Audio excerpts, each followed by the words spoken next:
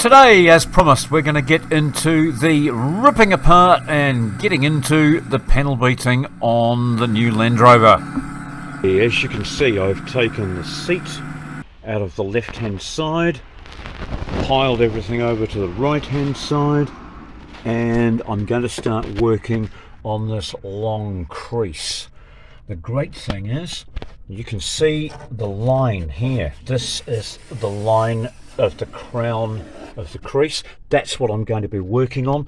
I'm going to be using a series of rubber hammers, different pieces of wood. Some of these hammers have got rounded faces. I've even got a ball peen hammer here, which I'll be able to rub up and down. I'm going to be using some CRC to lubricate the surface of the aluminium, because aluminium is quite grabby when you compare it to steel. Aluminium, being a very soft material, tries to hang on to your tools, so a little bit of lubrication on the inside is good. It could be penetrating oil, CRC, automatic transmission fluid, engine oil, cooking oil, anything you like, even beeswax. But just something to lubricate the surface while I rub on the inside to pretty much replicate what happened on the outside, a rubbing action. So I'm going to set the camera up on the tripod here. You'll be able to keep an eye on it as I move this dent back to where it should be.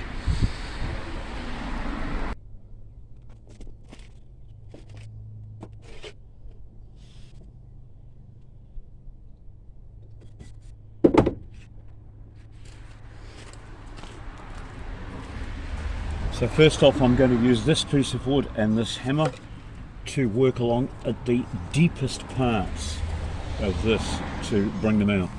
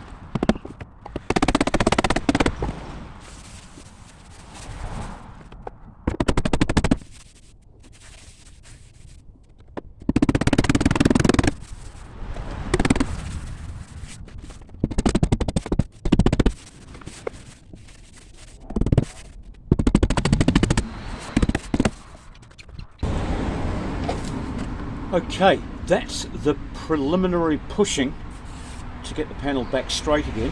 I'll do a little bit more later, but I'm happy with that.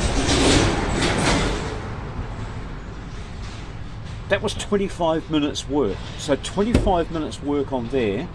What I'm going to do now is take the inside out of the door, remove the door trim, the winder, the door locks, get the door down to a bare skin, frame and skin, and I'm going to start pushing out these dents here. So I've just taken off the door card and found that it's broken here and cracked all through here. Small piece missing here, small piece missing over there. Not a problem. I'm going to clean all the dust off, and at a later stage I'll be putting fiberglass over this inside to reinforce it. Once I've got it all stiff, then I can look at the other side, which has only got light damage to the vinyl, and I'll just re-glue all of these bits down. Although it's never going to be perfect, it is going to be a serviceable job. We've got basically a double push and scrape along here. We've got this top one and the bottom one, and they both follow parallel like that. You've got primary and secondary damage. The secondary damage is the overall dent, and the primary damage is the groove. I'm going to work only on the primary damage, and that will bring the secondary damage out pretty much all by itself. Yep, there will be some tidying up, but rather than pushing on secondary damage, as I say, if I work on the primary sharp creases, it will ease the rest of it out into place. So let's pull the insides out, see what we can get to from the far side. The door card was held on with a whole heap of Phillips head screws. I've taken all those out. Underneath, I've found a little bit of rust down the bottom and a little bit of rust up in one corner. I'll deal to that once I've got the dents out. So first of all, it looks like I need to remove the handle, and once I've removed the handle, all of the linkage will just stay inside, and this large black piece can be removed, which is the window regulator and the internal bracing.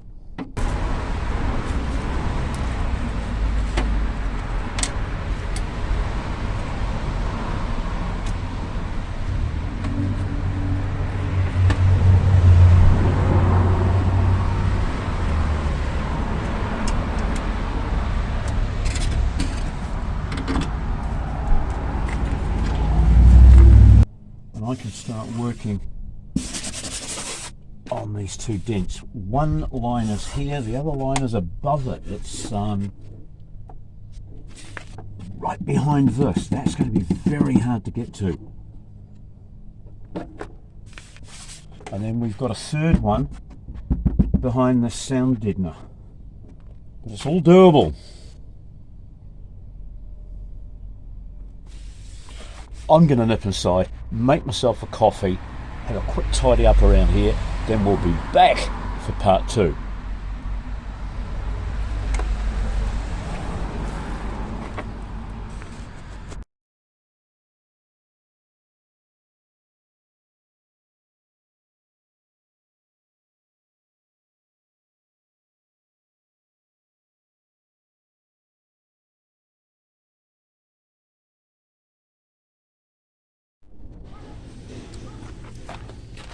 Right. I don't believe that a panel beating tool exists for every panel beating job, so I make do with various pieces of wood and various hammers. At the moment I'm taking this crease out of here. It's sharp, it's got something right behind it that makes it very difficult, so I'm using all sorts of oddball things like this. Wait a moment, I'll show you. Now this is a panel beating tool. This is a spoon, and it's used for pulling dents out from behind things. And I've been using this to do the preliminary part of it, and now I'm just tippy tapping with a piece of wood along here to bring that crease out.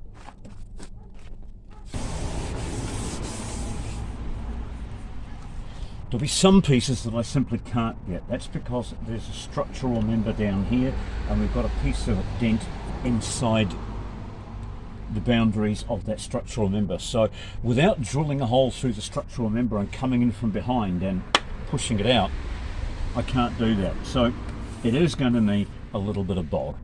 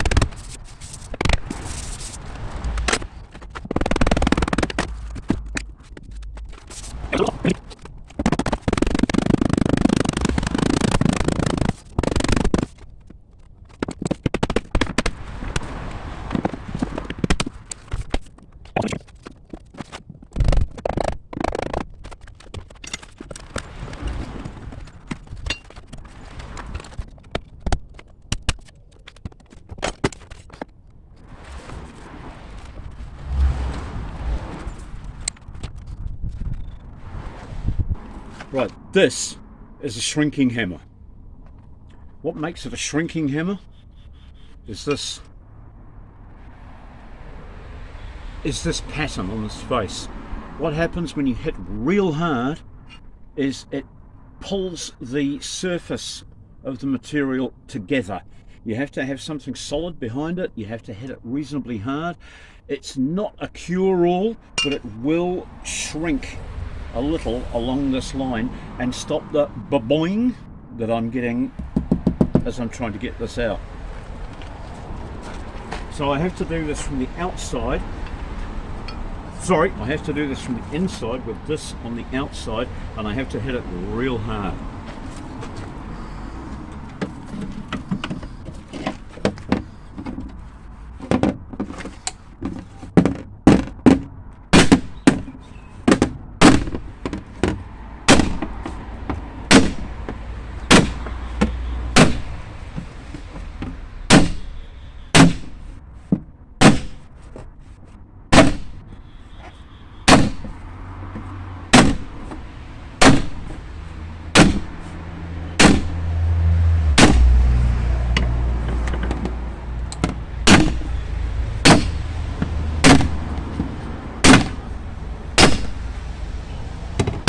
That's what I'm trying to get rid of.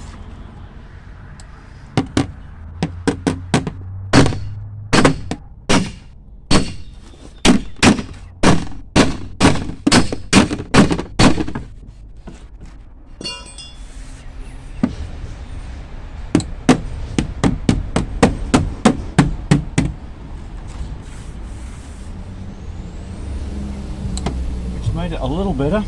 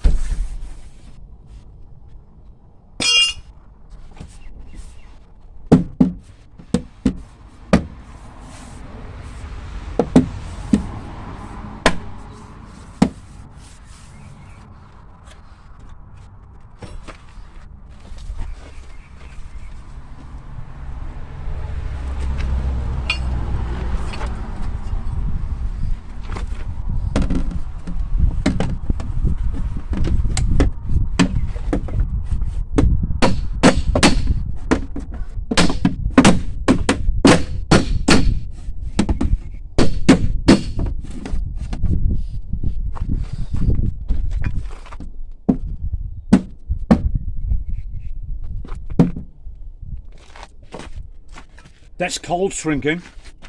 Looks like I'm going to have to do some hot shrinking.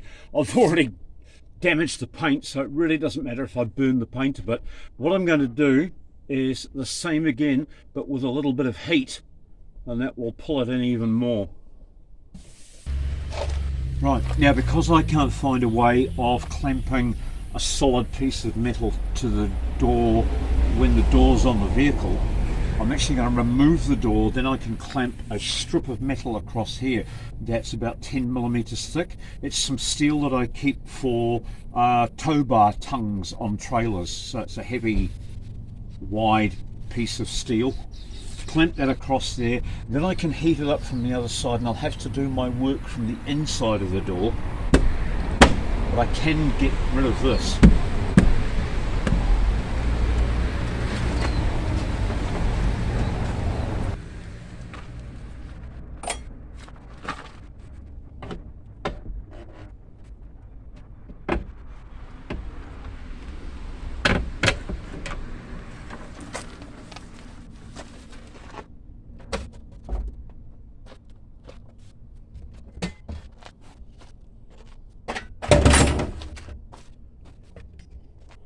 Right, I didn't know, but I've used some of this. It's not as long as I thought it was, so it won't fit all the way across the door.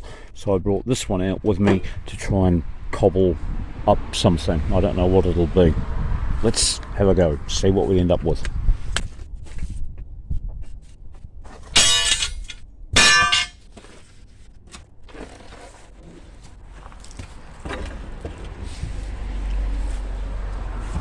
First of all, I'm just going to set it up this way, then I'll turn the whole shebang over and work on it from the other side.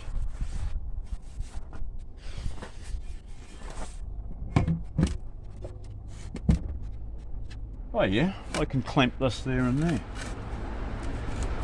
So I can use this. Right, I'm sure that one of these will do the job.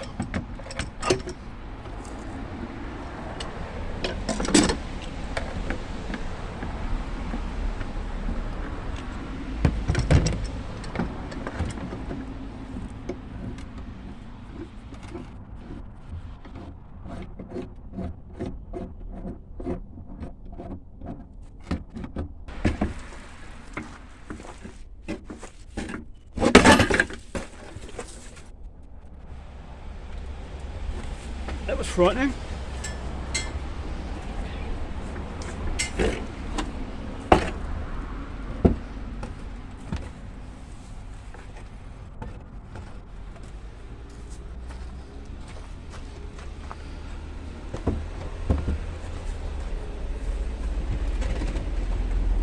will put it on a piece of wood because I want to reduce the scratching.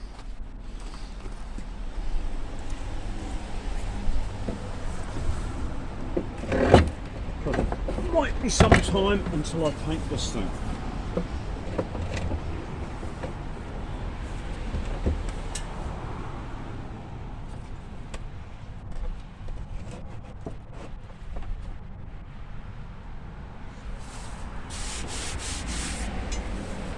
Right, here we go.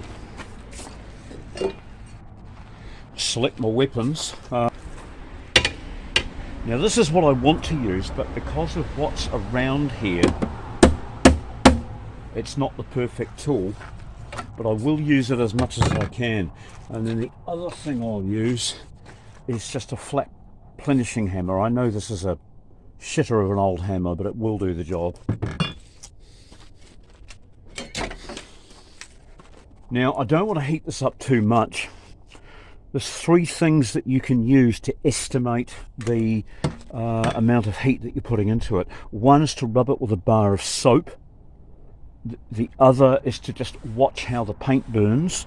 And the third, if you've got an acetylene torch, a gas set, is to make a smoky acetylene flame. Put some smoke down and then give yourself a neutral flame. And with that neutral flame, warm up where you're going to go in small spots, and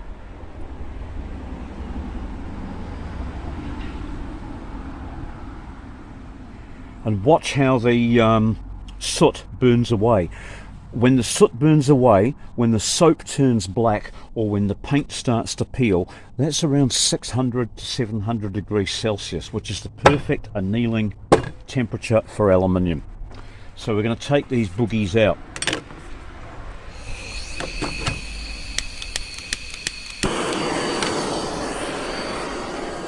Do the middle one first.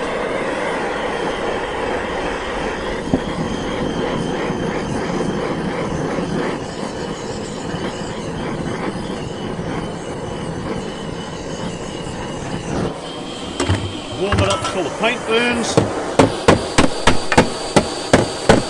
Can't use that.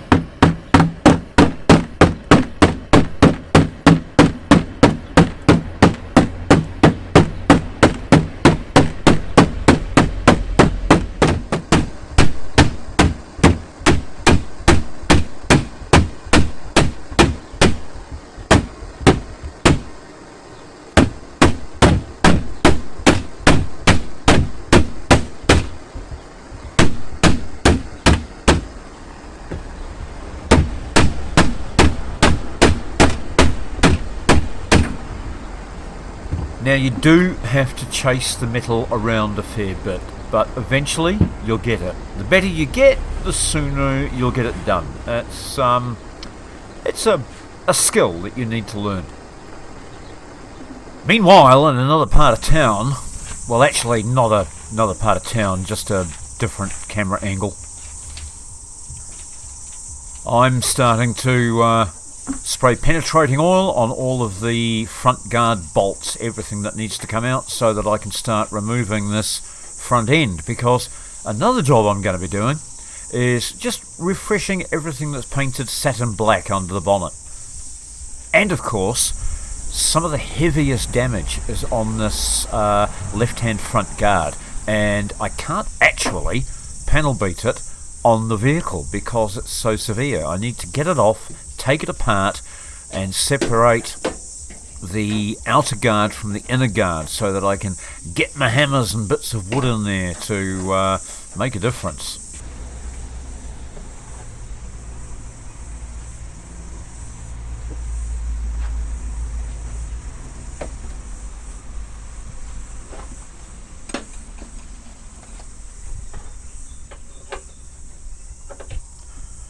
Well, working on a Defender is a bit new and exciting for me, but, well, new and exciting in the way that we don't use the old SAE bolt threads, that now everything's metric. It makes it a lot easier to use your standard spanners on.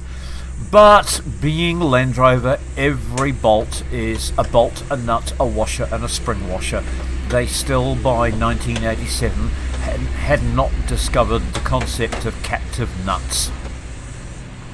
So everything's rusty, everything's difficult to get at, and it's going to take me a while to strip these things down. But bear with me and we'll rip into this front guard.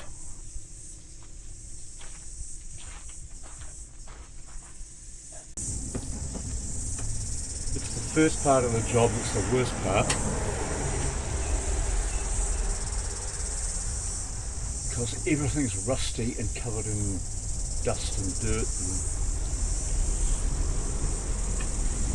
plus because it's been smeared down the side, the panels are all pushed in, and where there used to be space to get a spanner in, it's now all mushed up against something else.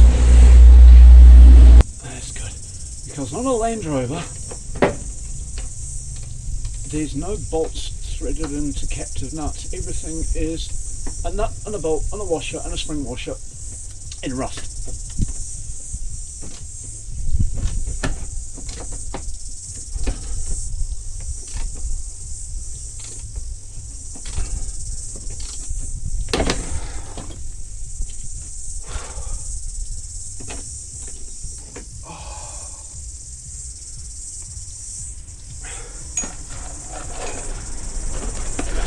Of course, when I've got all these out, I'm going to dip them in vinegar, and that will remove all the rust, and then I'm going to zinc plate them again. You can see how I do that in this prior video up here called How to Electroplate Yourself.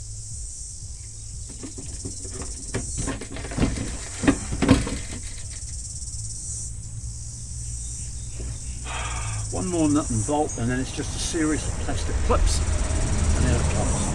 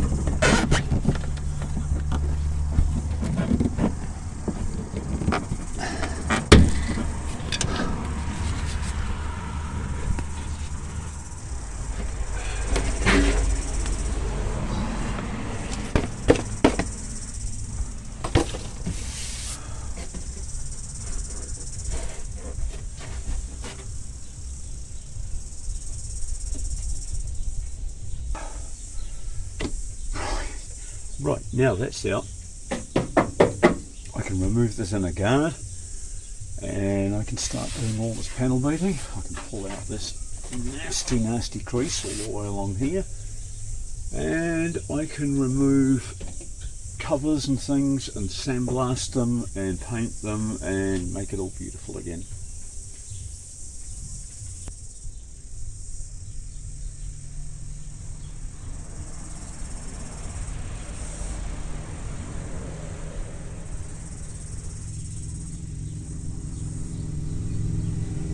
Well, it's 7:30 in the evening. It's been a long day under the gazebo trying to stay out of the sun. Temperature hit about 34 degrees today. Everything that I've done has been a struggle.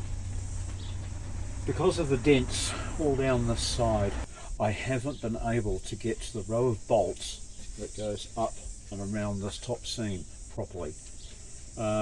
There's only probably 30mm space anyway for you to get your fingers and a spanner up and hold the bolt head while you undo the nut on the inside, because as I said earlier, it's still the old way. It's a nut, a bolt, a washer and a spring washer,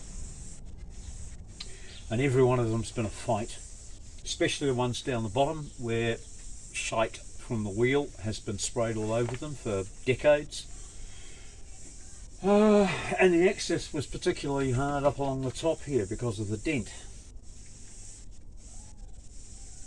But now I've got them all undone, and I've discovered that I still can't remove the inner guard.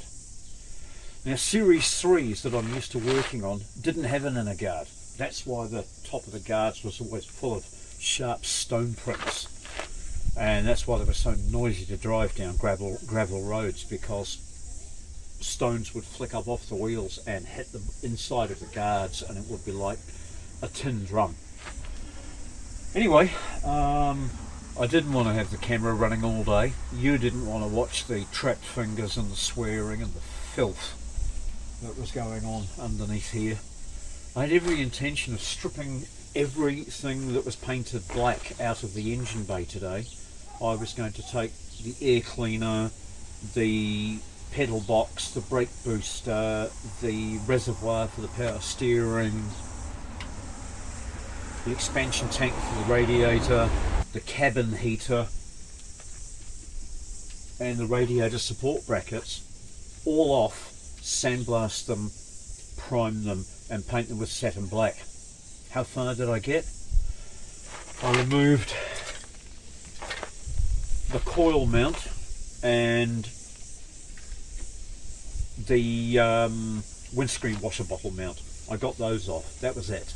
Has been spent getting the nuts and bolts out of this seam here. Oh, and sorry, and getting to it, because of course first I had to take the flare off, then I discovered that the inner guard is bolted to this row of bolts with a sticking up bracket with about 4 nuts and bolts on the top of it. So I figured that they needed to come undone to release it to get the inner guard out. But I've still found that I can't actually get the inner guard out until I've removed this piece here.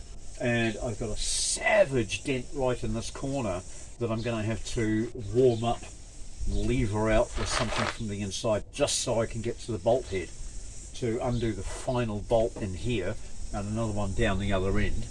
And then I can pull up this outer skin and we can start pushing the aluminium back into shape. Then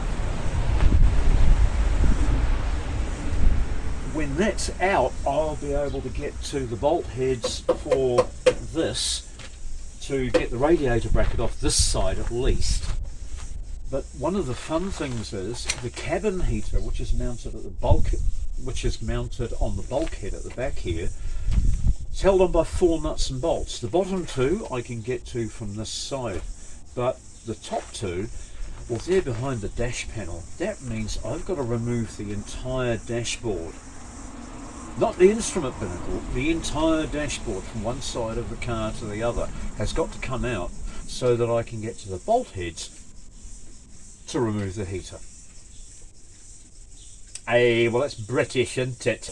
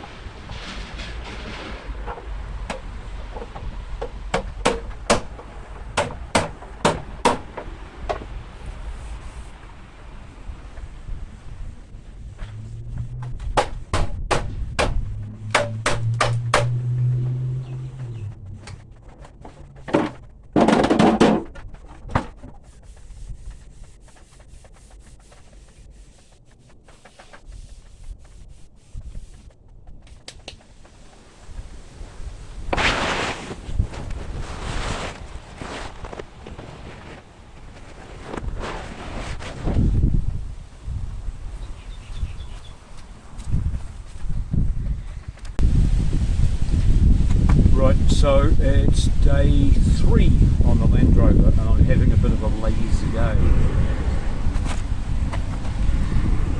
Day 1 was all about getting this guard off. Way more complicated on the Defender than on an old Series 3. Even though they look the same shape, there's a lot more going on inside. So yes, because it was dented and I couldn't get to the row of bolts that are up under this line here, it took me a long time. I had to do some rough panel beating just to give me clearance so that I could get a spanner in and undo the row of bolts along here. Because you do need to undo those to separate the outer guard from the inner guard, the mud shield. And although it's a great thing to have, because it does stop all the stone peppering along the top, it means a lot more work when you've got to do anything. So anyway, that was day 2, or day 1. Day 1, stripping it down, getting it apart. Day 2, lots and lots of tippy-tappy on the lawn, using the lawn as a sandbag, something that's reasonably flat but will take a blow and not bounce back, better than a piece of wood. So I've been working this on the ground using a combination of, some people call these a flipper, I've heard them called a spade. I don't know what to call it, but I do love using it. On aluminium with a selection of dollies in behind, it's a surefire way of massaging out dents. So I've got this into a nice rudimentary shape. I'm happy with the contours. I've got that whacking great dent and the big gouge that was all along here. I've now got that out. It's a little full just here, but I'll shrink that later. I can't do any more work on it right now because I've got some nasty splits down here in the panel, and doing any more work to this area here until I've got these splits welded up, because the panel will move in directions that I don't want it to. I'll just be transferring the damage away from where I'm repairing. In other words, chasing the dent around the panel. No problem. It is good to be presented with such an honest vehicle. Nothing's been bodged on this. What you see is what you get. It's as it came out of the factory. Nothing's been hidden. It's a joy to work on. There we go. Finished praising the Land Rover. I think we'll wrap that up for video 1, just so that everybody knows I've got another Land Rover. B, knows that it needs a name, and C, knows that I'm getting on with it, because this is going to be my daily driver.